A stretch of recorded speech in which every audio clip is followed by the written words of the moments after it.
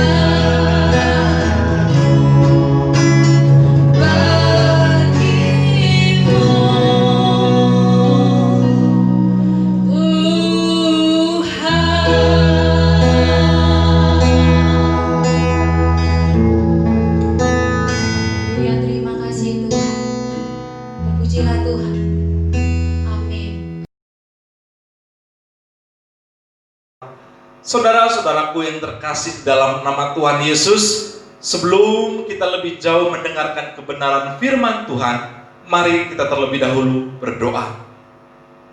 Tuhan Yesus yang baik, sebentar kami akan mendengarkan kebenaran firman-Mu. Ajar kami Tuhan, untuk kami boleh mengerti isi hati-Mu melalui firman-Mu. Tuhan, tolong kami Tuhan, ajari kami Bapa. Di dalam nama Yesus, Allah kami yang hidup, kami telah berdoa dan mengucap syukur. Haleluya. Amin. Shalom Bapak Ibu yang terkasih di dalam nama Tuhan Yesus. Pada saat hari ini kita akan belajar dan kita akan menyaksikan bagaimana Roh Kudus itu dicurahkan kepada murid-murid Yesus pada waktu 2000 tahun yang lampau. Saya percaya walaupun pertama kali Roh Kudus itu dicurahkan pada 2000 tahun yang lampau, Roh Kudus itu terus bekerja sampai saat hari ini. Dan Roh Kudus itu terus hidup di dalam hidup kita sampai hari ini. Bapak Ibu yang terkasih di dalam nama Tuhan Yesus, mari kita membuka firman Tuhan yang terambil di dalam Kisah Para Rasul 2 ayatnya yang pertama sampai keempat. Mari kita membacanya.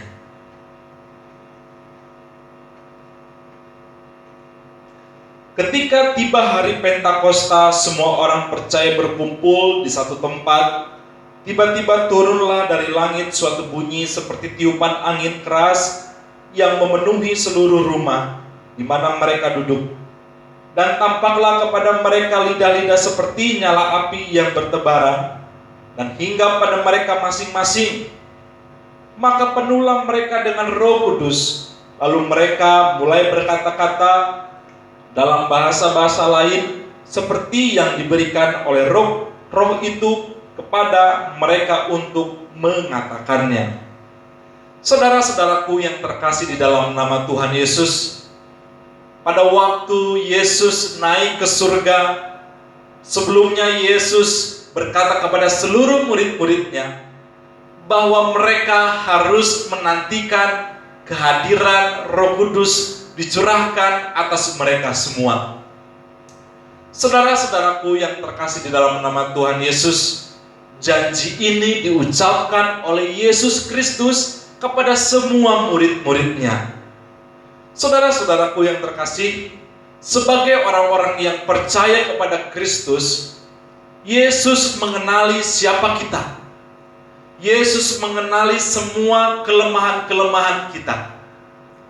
Karena itu Tuhan Yesus menjanjikan seorang atau pribadi yang akan menolong kita, di mana penolong itu akan menggantikan peran Yesus selama berada di bumi ini.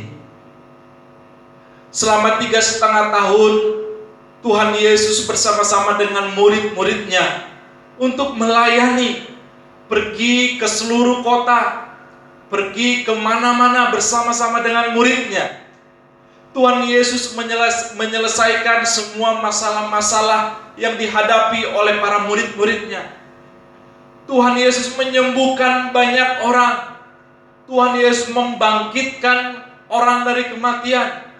Bahkan Tuhan Yesus juga mengusir roh-roh jahat daripada orang-orang Israel pada waktu itu. Bersama-sama dengan murid-muridnya, Tuhan Yesus melakukan perkara-perkara yang besar. Namun tiba-tiba Tuhan Yesus berkata bahwa Dia akan pergi ke surga. Ketika murid-murid Yesus mendengar hal ini, sedihlah murid-murid Yesus. Dan hal ini tertulis di dalam Yohanes 16 ayatnya yang ke-6. Mari kita membuka.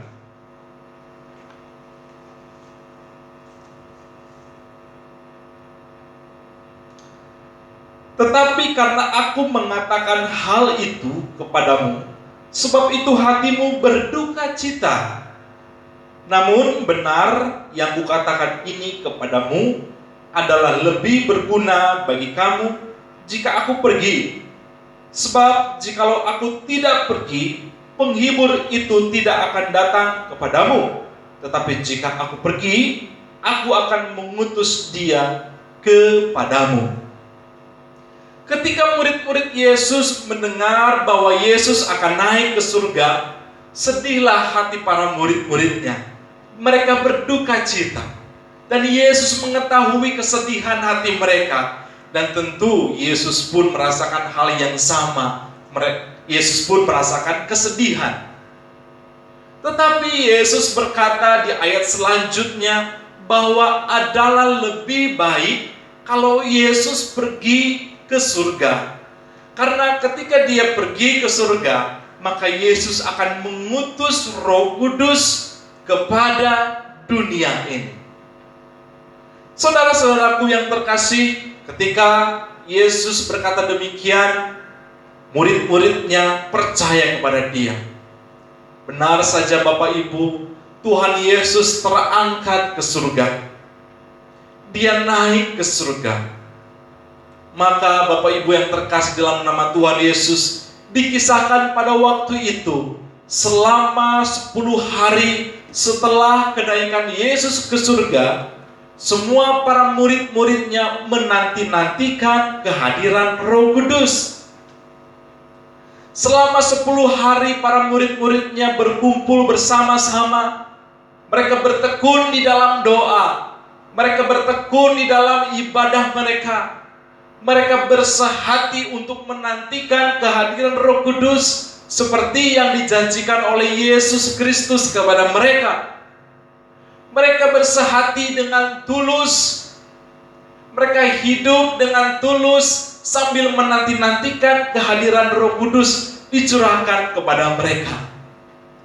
Saudara-saudaraku yang terkasih, di dalam penantian mereka beberapa hari itu, tiba-tiba hari yang ke-10 yang diberi nama dengan hari Pentakosta, yaitu hari yang ke-50, yaitu hari ke-50 apabila kita hitung setelah kebangkitan Yesus Kristus. Pada hari itu, tiba-tiba terdengarlah suatu bunyi yang sangat keras, yaitu tiupan angin. Bunyi yang berasal dari tiupan angin tiba-tiba memenuhi seluruh ruangan di mana para murid-muridnya menanti-nantikan Roh Kudus. Maka tiba-tiba mereka melihat ada lidah-lidah api. Dan lidah-lidah api itu hinggap di atas kepala mereka masing-masing dikatakan. Dan ketika hal itu terjadi, maka semua murid-murid Yesus mulai berkata-kata di dalam bahasa-bahasa yang baru, seperti yang diberikan oleh Roh itu dikatakan dalam firman Tuhan. Pada waktu itu saudara-saudaraku, orang-orang yang melihat, yaitu orang-orang yang berasal dari negeri jauh, yang melihat bagaimana para murid-muridnya berkata-kata dalam bahasa yang lain, mereka kebingungan, mereka takjub dan heran. Mereka berkata, bagaimana mungkin mereka dapat berkata-kata di dalam bahasa-bahasa di negeri yang jauh, yang mereka belum kenal. Saudara-saudaraku yang terkasih di dalam nama Tuhan Yesus, pada waktu itu murid-murid Yesus mengalami kepenuhan Roh Kudus. Mereka berdoa, mereka menyembah Tuhan. Mereka berkata-kata, mereka bermazmur dan berkata-kata di dalam bahasa-bahasa yang baru seperti yang diberikan Roh itu kepada mereka.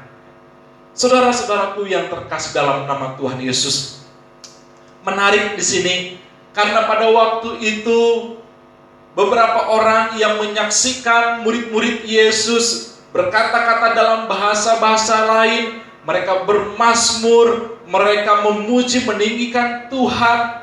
Lantas beberapa orang yang melihat mereka berkata, murid-murid Yesus sedang mabuk. Ketika hal itu didengar oleh Petrus, maka bangkitlah Petrus dan berbicara kepada semua orang yang memperhatikan mereka. Petrus berkata bahwa mana mungkin orang mabuk pada waktu pagi hari. Petrus menceritakan bagaimana kronologis pengangkatan Yesus Kristus dan janji yang Yesus berikan kepada setiap murid-murid Yesus. Singkat cerita Bapak Ibu yang terkasih, pada waktu itu setelah Petrus yang dipenuhi Roh Kudus itu memberitakan kabar baik kepada orang-orang itu, maka terharulah mereka dan mereka bertobat serta memberi diri untuk dibaptis di dalam nama Yesus. Dan dikatakan di ayatnya selanjutnya bahwa seketika itu setelah Yesus berkhotbah, maka jumlah mereka bertambah kira-kira 3.000 orang banyaknya. Dan hal ini dilakukan Petrus ketika dia sudah dipenuhi oleh Roh Kudus. Saudara-saudaraku yang terkasih di dalam nama Tuhan Yesus, mengapa murid-murid mendapatkan janji itu? Mengapa murid-murid Yesus dapat dipenuhi oleh Roh Kudus? Hal yang pertama yang saya pelajari, Roh Kudus itu akan tercurah, akan memenuhi setiap pribadi yang percaya kepada Yesus. Ya, Roh Kudus itu akan memenuhi orang-orang yang percaya kepada Yesus. Orang bisa mengenal atau orang bisa tahu siapa Yesus, tetapi belum tentu dia percaya atas Yesus, keberadaan Yesus, jabatan Yesus, ketuhanan Yesus. Orang bisa tahu Yesus itu siapa, tetapi belum tentu dia percaya. Tetapi kepada orang yang percaya kepada Yesus, menerima Yesus sebagai Tuhan dan Juru Selamat, kepada dialah Roh Kudus akan dicurahkan. Hal yang pertama, yaitu Roh Kudus akan dicurahkan kepada setiap kita yang percaya. Hal ini diceritakan di dalam Kisah Para Rasul 2 ayatnya yang pertama. Di situ dituliskan,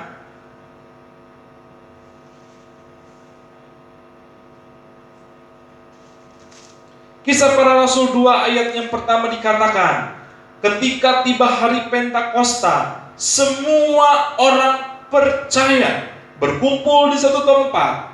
Saudara-saudaraku, siapa yang menerima Roh Kudus? Yaitu orang-orang yang percaya. Ketika kita menerima Yesus sebagai Tuhan dan Juru Selamat, ketika itu juga Roh Kudus hadir dan memenuhi hidup kita. Ketika kita percaya kepada Yesus, kita menerima keilahian Yesus, menerima Dia sebagai Juru Selamat kita, maka seketika itu juga Roh Kudus hadir dan memenuhi hidup kita. Ya, sehingga setiap kita yang percaya adalah orang-orang yang dipenuhi oleh Roh Kudus. Saudara-saudaraku yang terkasih di dalam nama Tuhan Yesus, pada waktu itu rasul-rasul berkumpul di dalam ibadah mereka, di dalam sehati mereka berkumpul untuk terus hidup, untuk meninggikan Yesus Kristus yang mereka kenal. Saudara-saudaraku yang terkasih di dalam nama Tuhan Yesus, menjadi sebuah pertanyaan, apa yang diperbuat oleh Roh Kudus? Mengapa Roh Kudus itu harus diberikan kepada setiap orang yang percaya? Saudara-saudaraku yang terkasih, saya tidak bisa membayangkan apabila tidak ada Roh Kudus yang tinggal di dalam hidup saya. Mengapa? Karena saya meyakini dan saya merasakan bahwa kehidupan manusia adalah hidup yang lemah, hidup yang terbatas, hidup yang tidak berguna jika tidak ada Roh Allah di dalam dirinya.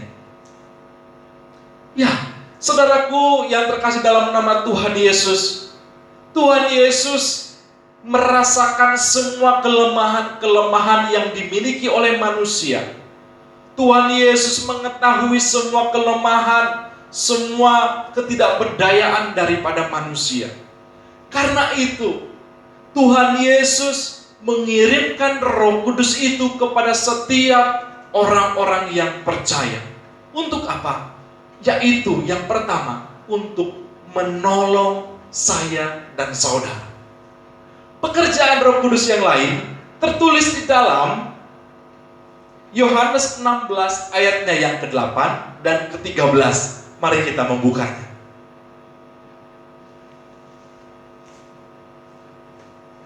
Yohanes 16 ayat yang ke-8 dikatakan, dan kalau ia datang, ia akan menginsafkan dunia akan dosa, kebenaran, dan penghakiman. Pekerjaan Roh Kudus yang pertama yaitu menginsafkan setiap orang-orang daripada dosa, penghukuman, dan penghakiman. Saudara-saudaraku yang terkasih, pekerjaan Roh Kudus yang pertama yaitu menginsafkan orang-orang daripada dosa mereka. Saudara-saudaraku yang terkasih, keadaan kita di zaman atau di waktu yang lalu tentu berbeda pada waktu sekarang setelah kita menerima Yesus. Contohnya kehidupan saya.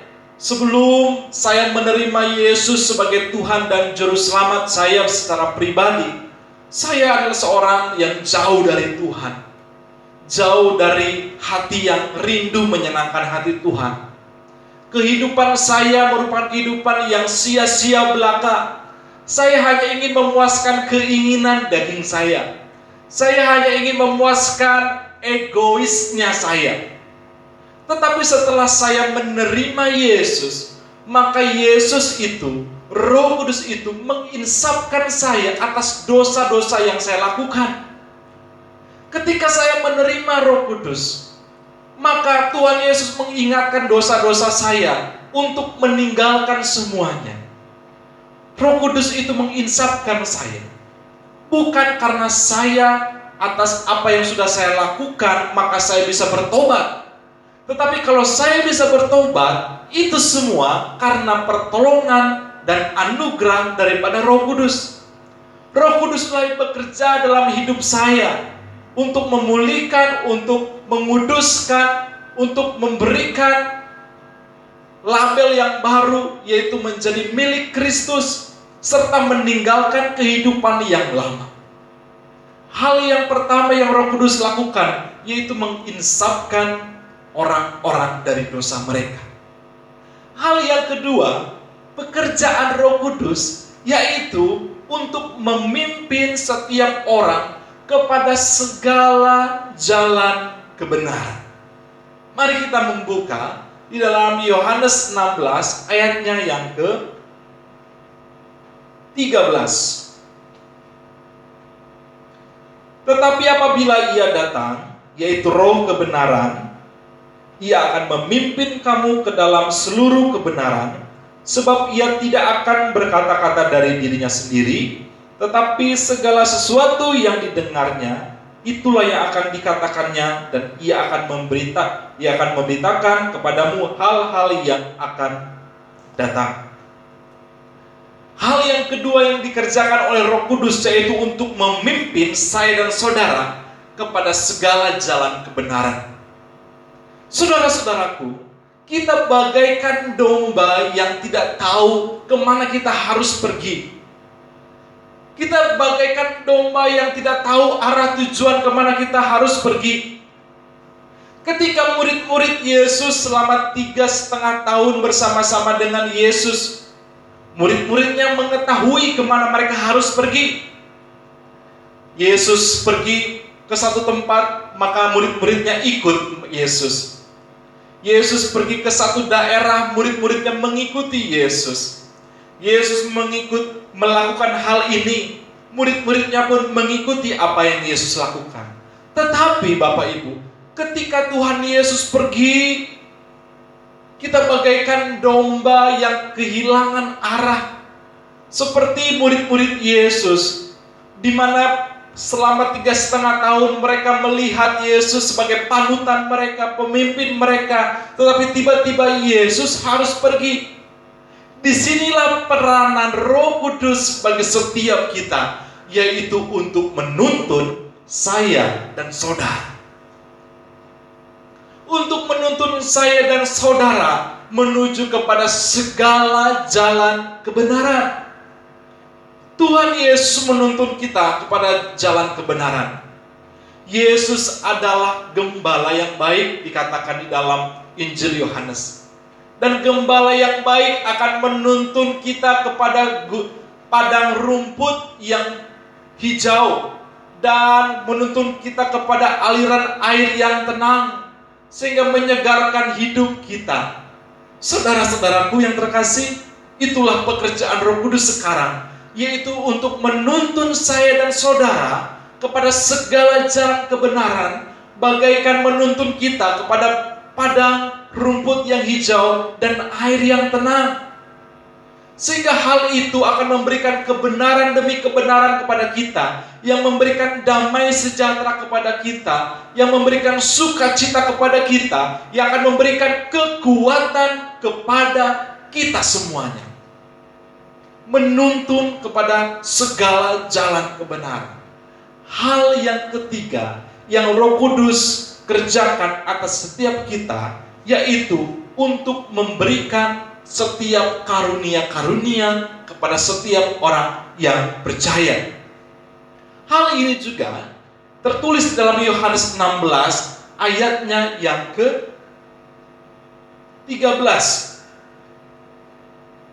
Tetapi apabila Ia datang, yaitu Roh kebenaran, Ia akan memimpin kamu ke dalam seluruh kebenaran, sebab Ia tidak akan berkata-kata dari dirinya sendiri, tetapi segala sesuatu yang didengarnya itulah yang akan dikatakannya, dan Ia akan memberitakan kepadamu hal-hal yang akan datang.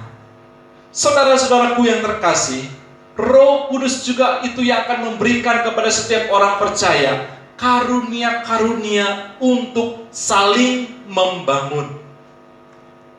Karunia-karunia itu Roh Kudus berikan kepada setiap kita untuk kita gunakan sebagai untuk membangun kehidupan orang-orang percaya. Karunia yang Tuhan berikan kepada saya dan saudara digunakan seharusnya untuk membangun kehidupan orang-orang percaya, untuk membangun, untuk menjadikan setiap orang lebih dekat kepada Kristus, memuliakan Kristus. Saudara-saudaraku, hal yang ketiga, pekerjaan Roh Kudus kepada setiap kita, yaitu memberikan karunia-karunia. Sehingga ketiga hal ini, yaitu yang pertama tadi menginsafkan, yang kedua memimpin kita kepada segala jalan kebenaran, dan yang ketiga memberikan karunia-karunia kepada setiap kita untuk membangun kehidupan orang-orang yang percaya.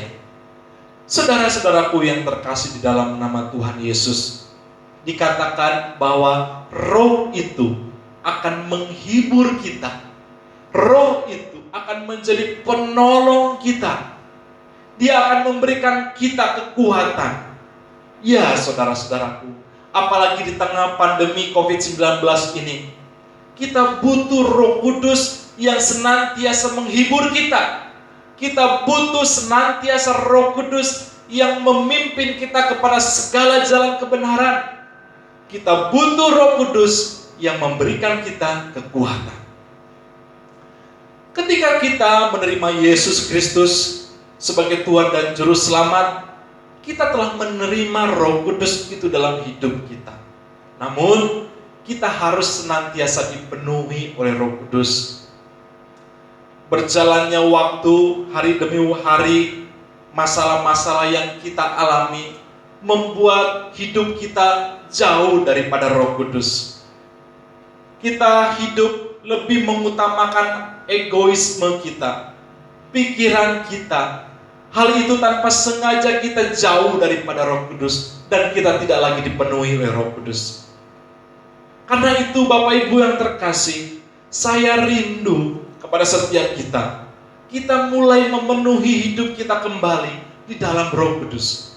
Karena ketika kita menerima Roh Kudus dan dipenuhi oleh Roh Kudus, maka kita akan kuat dan kita akan menjadi pribadi alat Kristus yang dapat dipakai oleh Kristus itu sendiri. Kita tidak bisa dipakai oleh Kristus ketika kita tidak dipenuhi oleh Roh Kudus. Kita hanya dapat dipakai oleh Roh Kudus atau kita hanya dapat dipakai oleh Kristus menjadi alatnya yang maksimal ketika kita dipenuhi oleh Roh Kudus. Hal inilah yang dialami oleh Petrus, sehingga Petrus dapat berkhotbah dan seketika itu 3.000 orang bertambah menjadi murid-murid Kristus.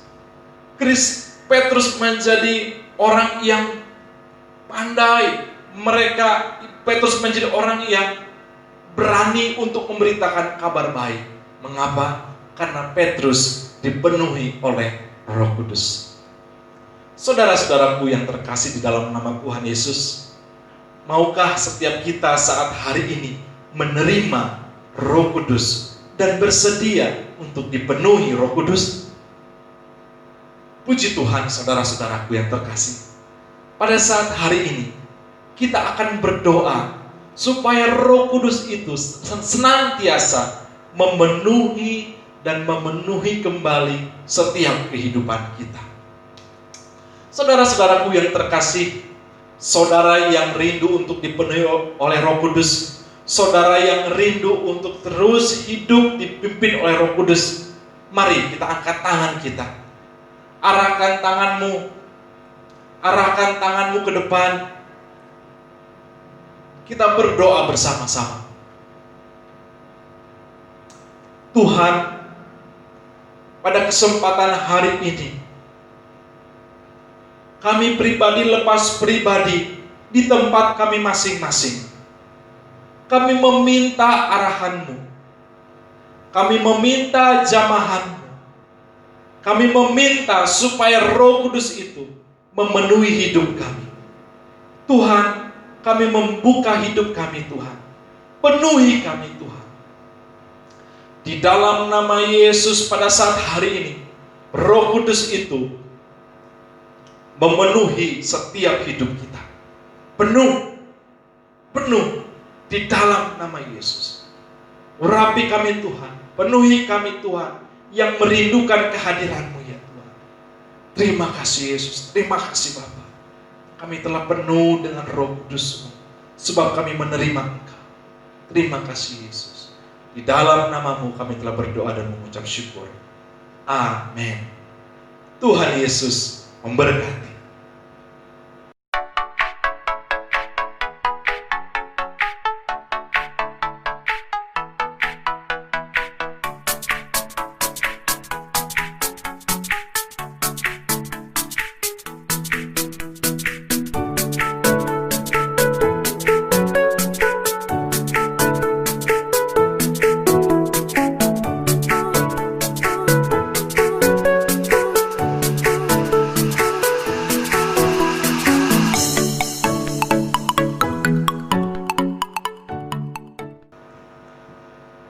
Saudara-saudaraku yang terkasih dalam nama Tuhan Yesus, kita sudah sampai di penghujung acara ibadah online kita.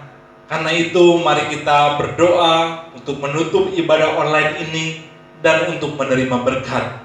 Mari kita berdoa.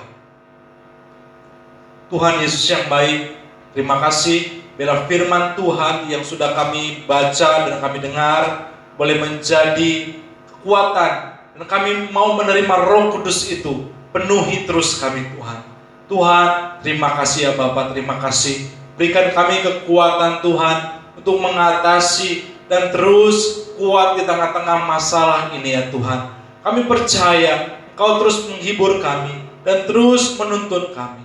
Terima kasih Bapa. Bapak Ibu yang terkasih, mari kita mengangkat kedua tangan kita menerima berkat. Bapak Ibu yang terkasih dalam nama Tuhan Yesus, firman Tuhan berkata, apabila engkau baik-baik mendengarkan firman Tuhan, serta setia melakukannya, dan tidak menyimpang ke kanan dan ke kiri, ketahuilah bahwa engkau akan menerima berkat-berkat yang datangnya daripada Tuhan. Diberkatilah keluargamu, diberkatilah kesehatanmu, diberkatilah usahamu, diberkatilah langkah-langkah hidupmu, dan setiap apapun yang kau kerjakan di dalam Tuhan, maka Dia akan membuatnya berhasil. Terimalah berkat ini yang datangnya daripada Allah Bapa Surgawi, daripada anaknya yang tunggal yaitu Yesus Kristus, dan daripada Roh Kudus yang akan menyertai kita sampai selama-lamanya. Mari setiap kita yang telah menerima berkat-berkat ini, kita katakan amin. Tuhan Yesus memberkati.